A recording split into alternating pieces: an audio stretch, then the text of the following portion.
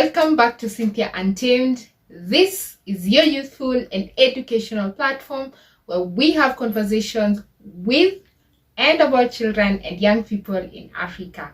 And happy World Children's Day from wherever you are watching from in Kenya or across the continent. It's World Children's Day as I film this video, and children are at the core of the work that I do through Cynthia Untamed and through my engagements with other platforms.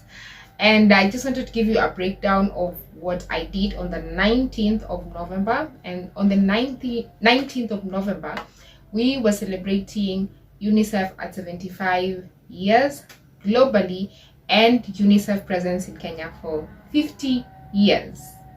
I did a couple of videos a while back where I was asking young people to share their ideas on children's rights, and the task was for you to interview an elder in your community and then share the submission with us, and that was open to young people in Kenya between the ages of 10 to 24 years. If you remember clearly, or if you've not watched those videos, go check them out. I'll leave the link here.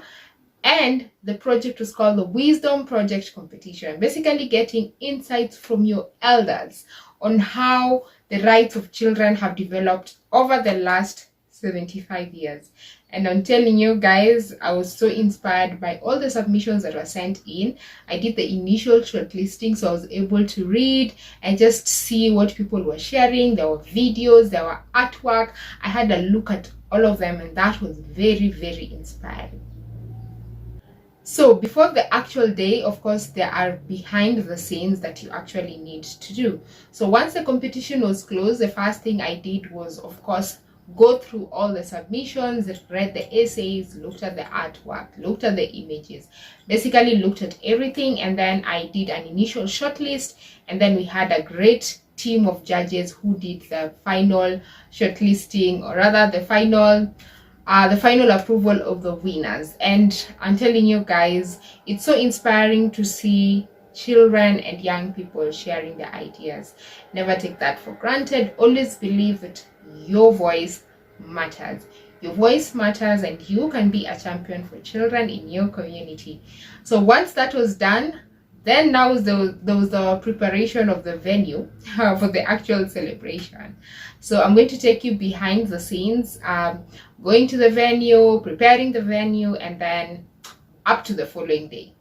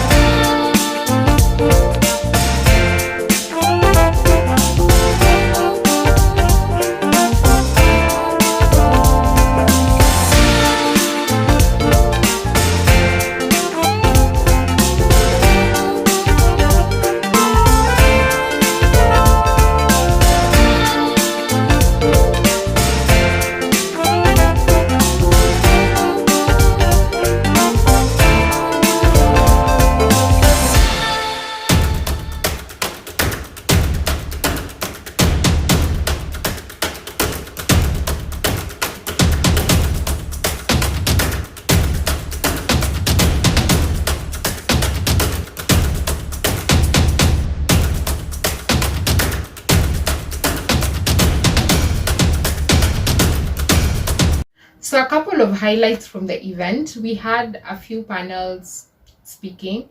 There was one panel where we had UNICEF staff speaking about their experiences working for the organization and seeing how the lives of people have transformed. And I think it's really important for every human being to wake up and ask themselves, how am I impacting the lives of people in my community, in my country, through the work I do, whether it is paid or voluntary? How am I changing the lives of people? So it was really inspiring to get those aspects. If you want to watch the full interview, I'm going to leave the link to the full event and the description bar below so that you go check it out. There was also a panel on celebrity supporters. So these are people who have influences in their field. So we had Tegla Lorupe. I don't know if you guys remember Tegla Lorupe, but this is someone I grew up always watching on TV running. There was Tegla Lorupe, there was Kathleen Dereba, and guys, they keep making Kenya proud across all the tracks wherever they race. I wish I could race that fast. And Tegla really talked about how she's passionate about the rights of women, because at the end of the day, it is our parents who hold the society together, and how she also ensures that children continue to access their talents, develop their talents, especially in sports, because she's a sports person. And she said how that enables children to go to school, because you can imagine if a child is in school and they're participating in sports, and that means that they're growing, they're exercising, they're healthy, and there's a reason to look forward to school. For others like her, they're able to earn an income and continue building their lives. And we know, and I've talked about this before, one of the ways of ensuring that we develop a country, or the most important one, is to end poverty. Ending poverty is the most important thing, and allowing children to access education, whether it is formal or non-formal, enables them to thrive. We also had Janet Mbugua, who is passionate about girls and girls issues. So that ranges from menstrual hygiene to gender empowerment, ending gender-based violence. And she talked about how her organization in Wadada is constantly helping girls, and she just opened a center in Korogosho, and she was talking about how that forms a community of young women who are empowered to go back into the community and keep pushing forward despite facing so many challenges in their lives. Like I said, if you want to watch the full interview, I have left the link in the description bar below, so go check out the whole session. But then, of course, my highlight of the day, two of them. There was one where the children who won the Wisdom Project competition that I mentioned were actually being interviewed. And for me, that is actually the most important. Those are the people I serve, those are the people I work for or with, whether I am in law school or whether I am doing my work in the communications field. That is what I do. And I think we take for granted how many times we see children who are confident and able to express themselves, because not every child has been given the opportunity or has that opportunity to develop their confidence. But these are children who sat down, thought through the process of how they're going to interview their grandparents and how they're going to bring out the rights of children across their stories. So one of the winners is called Angela Andia. Had a very inspiring story with her grandmother. Angela is passionate about dancing. One talent I really need to develop. She's passionate about dancing, and through the interview she talked about how learning how to dance has enabled her to be confident, because you could tell even when she was sitting there, when she was speaking, she was nervous. She even said, I'm feeling cold at some point, but she kept pushing forward. It's not easy for a child, a 9-year-old, 10-year-old, to sit there and speak in front of the Chief Justice and many other people who are staring at them.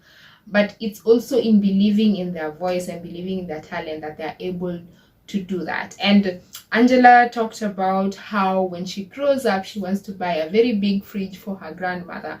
And one may wonder why a fridge. Not every child grows up with a refrigerator in their home. You may wake up and see a refrigerator in your house and you think it's obvious.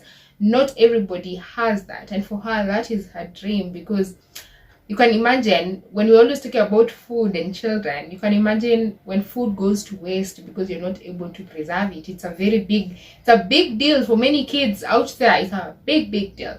So that is her dream for her grandmother, and I truly wish her the best. We also had Daniel Mose, who interviewed his grandfather. Now, this was actually also a very relatable aspect because Daniel interviewed his grandfather in Kiswahili, but the interview is translated to Abagusi with the help of his father. And there's this whole generation of us who cannot speak our mother tongues. So someone like me, I do understand my mother tongue, but I cannot speak it. And this was also very relatable to because Daniel Mose also had the same challenge that he wants to interview his grandfather, but the language barrier is just there. And it also reminded me that there was one time I was looking for traditional attire from my community, and I couldn't find it. I have all these traditional attires, especially from the Maasai community. I love the brightness of the colors. But from my community, I'm always wondering, what do people wear among the Abaluya community? So one time I went to the archives to look for the traditional attire, and I think I just saw a skirt, and the only skirt I saw there, I've never even seen it being sold. I've never seen it being made anywhere. Whereas at least for Maasai outfits, I can go to a tailor and that make the fabric, or I can reach out to Maasai friends who can talk to their grandmothers who can make the items. But for us, it's not there. And I really thought about the aspect of preserving culture, preserving language, preserving traditions, good traditions, because there are those traditions that are harmful to people and to children especially, but there are those traditions that are very important for children to continue thriving. Issues of community, kinship, those are very important because children at the end of the day grow up in communities, not just in households. Anyway, that's a whole story. I really thought about the whole aspect, and I thought, wow, that's very relatable. But at the end of the day, of course, then we also had him talking about his dreams. He has a vision to continue going to school and to become a very successful person. So you can see that in our hearts, our lives, our experiences as children should never be lost, especially the good moments. And it's very important that we as a society continue to protect the rights of all children, whether it is through language, it is through culture, it is through education, especially because education is really my area, whether it is through children who need to be adopted, children in the justice system, children who want to explore their talents. I mean, that you could think of so many ways that you could enable children to continue thriving. Now, we also had a speech from the First Lady. I've talked about language, culture, education, but the First Lady really emphasized on nutrition. You know, when I was in high school, I used to hear of this course called nutrition, Bachelor's of Science in Nutrition, and I used to wonder, can't anyone just wake up and decide to eat nutritious food? But as I've continued exploring this field of children, then I've realized it's not very obvious. Just because you wake up and you eat ugali and sukuma, and you eat bread and tea, or you eat githeri and you eat bananas, does not really make you a nutritionist. Because in your line of work, you may encounter children who are malnutrition, either because of drought, famine, or because of poverty, or because they just don't have access to nutritious foods. And at some point, you have to restore the health of that child. If you're not a nutritionist, it's really going to be very difficult. If you're a parent who has a baby, you'd have to go to hospital or a proper nutrition, a proper pediatrician to advise you on what foods you need to feed your child. If a child is lacking iron, you may not really know what to feed them. Sometimes you find children eating soil, or they're eating mattresses, or they're eating all sorts of weird things. And it's only until you go to a nutritionist that they'll tell you, oh, your child is lacking this mineral or this vitamin, and you're able to rectify that. So it's not that obvious. It's not that obvious. Just because you're healthy does not mean that you're okay, you know what nutrition your child needs. And she really emphasized on that, and it's very important for us to keenly look at that. The link to her speech is in the description bar below. You can read it. You can also check the event where she gave the full speech. All that, you can check it there. Now, my other highlight, I mentioned one of my highlights was the children. My other highlight was the speech from the Chief Justice and the President of the Supreme Court, Martha Koome.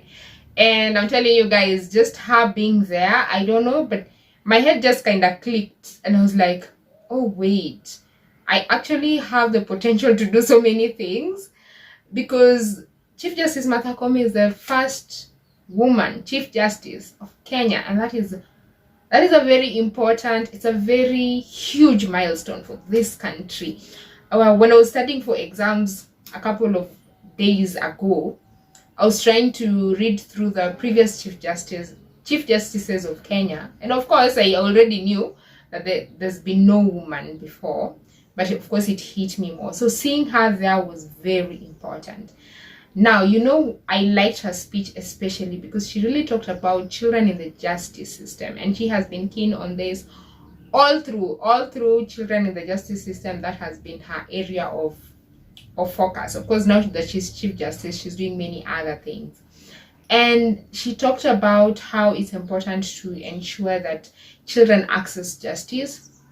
And I thought about it and I realized, oh wait, even when you're in law school, you're not really trained on children's matters, and then that brings the whole societal problem, because that means when you're an advocate or you're a magistrate, we'll call them judicial officers. If you're a judicial officer or if you're an advocate, then that means that you actually learn how to deal with children's matters through practice. You're not taught anywhere. There's no manual when you're going through law school. So even for me, I'm just learning. I just read books here and there. I listen to speeches like those. It's like I'm just learning slowly through experiences, because nobody tells you this is how it actually works. And she really talked about how it's important to ensure that we have a fair system for children. She also talked about the children bill, which is in parliament right now. And the other day I was reading the children bill, which I have not fully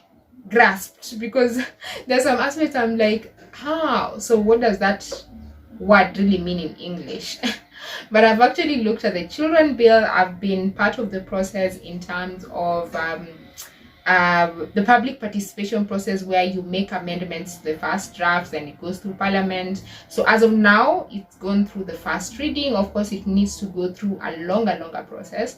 I think maybe in law school, I'm really looking forward to legislative drafting, because I've just realized it's actually not as easy. But I'm so glad I was part of that process, because I came to realize that passing a children bill is not something you just wake up and do. It's really a multi-stakeholder approach, which needs the right expertise and sometimes just experiences from people that you're able to form a proper law for children. So she emphasized on that. And I think for me, it was just a huge moment. Just seeing her, for me, just seeing her, I was just like, Cynthia, you can do amazing things. I think I was very inspired to see her there. It was just a very inspiring moment. And I think when I was coming back home, I was just like, okay, first, there's still many steps you need to take. You still need to finish the Kenya School of Law. You still need to get some experience. You still need to do so many things. But yes, the possibility of doing those things is definitely there.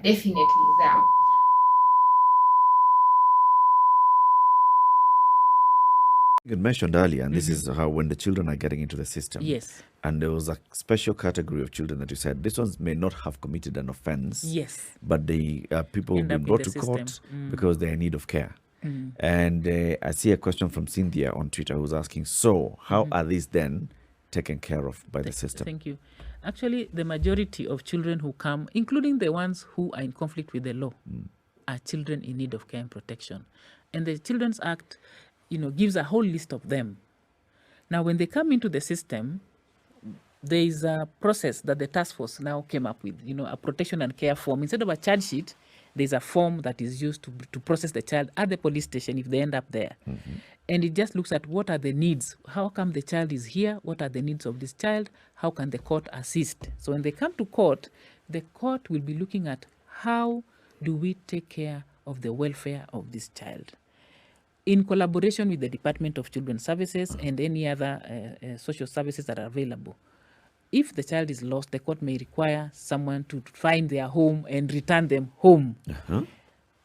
If, for example, a child is a victim of an offense, like a child who's been defiled, they may need medical treatment, they may need counseling, they may need to be rescued from the home where this offense happened. So the court will be saying, for the welfare of this child, we take them to a different place. We make orders to exclude the person who committed, if it's the father or the mother or a brother, exclude them from this. So for every circumstance of the child, there's a way the court will deal with it. For example, a child who has been exposed to child marriage, they are rescued from the marriage. Yes. They are brought to court.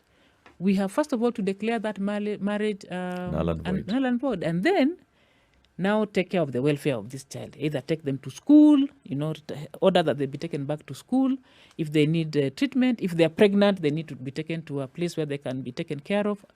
All the orders that will take care of the welfare of this child are done by the court at that particular time. Who implements the orders of the court? The court will give orders as to who to do it. Okay. For example, if it's reintegration to be returned home, it will be the Department of Children's Services, for example. If the child, say, is pregnant and they need to go into a home for pregnant girls, then the court asks for a report from the same Department of Children's Services, then they will identify a place where this child will be taken. And the court will make the order for the child to be taken there, and also make orders for progress reports as to how the child is faring on, just in case there is need to review the orders and either remove them from there or make other orders on what should happen to that child. So the agencies, the court does not work alone. It's a multi-agency job, because you can't deal with the child alone. The court can't do some of these things. One of the other things I was tasked with doing was to give the gifts to the children. When I was going out there, I was just like, Cynthia, don't fall, because that floor was a bit slippery and I was wearing high heels. But I was just like, I will just walk slowly and confidently. And I had this nice blue outfit, which I really loved, that was specially made for World Children's Day. And when I got there on stage and I was giving the two children their certificates and a school bag, and I was like, wow. It's such a big responsibility to be a champion, an advocate for every child. Because then you realize that you are their voice. At that point, those few seconds, you are the voice, you are the champion, you are the person who bears this responsibility. And that's why I'm saying that panel of the children and the speech from the Chief Justice was just, that was my moment. That was my aha moment for the day. And when I was coming back, I was just like, Cynthia, it's not always easy, but just sit down and think about the vision that you have, because I'm one person who's really multi-talented, multi-skilled. So and I'm smart as well, so that means going to school. I'm a lawyer. I'm a confident person, so things related to communication and media, that is my area. And I guess then I could just make a good diplomat at the end of the day. And I think at the core of it all, wherever God has placed me, the most important thing is to ensure that I'm making an impact, and especially for children. So that was just amazing. And that's it for World Children's Day and for the UNICEF at 75th anniversary. I hope that you have learned something. I'm also wondering how you're celebrating Children's Day. Are you passionate about human rights?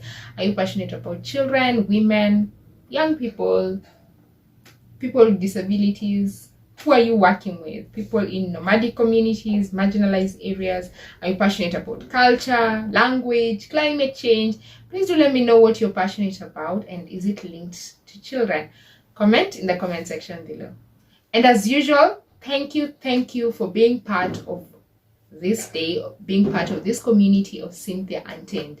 A call to action for you is that you go check out the winning submissions from the children who won the Wisdom Project competition. I will leave the link in the description bar below. It will direct you to one of the UNICEF pages, whether it is on Facebook, Twitter, Instagram, or YouTube. Please do check it out and get to learn what the children did. And I hope to see you continue amplifying the voices of children and young people in Kenya and in Africa. Do follow me on Instagram at CynthiaOprah_Nyongesa, on Twitter at Cynthia_Oprah. Check out the stories of young change makers in Africa on CynthiaUntamed.com. And I will see you in the next episode.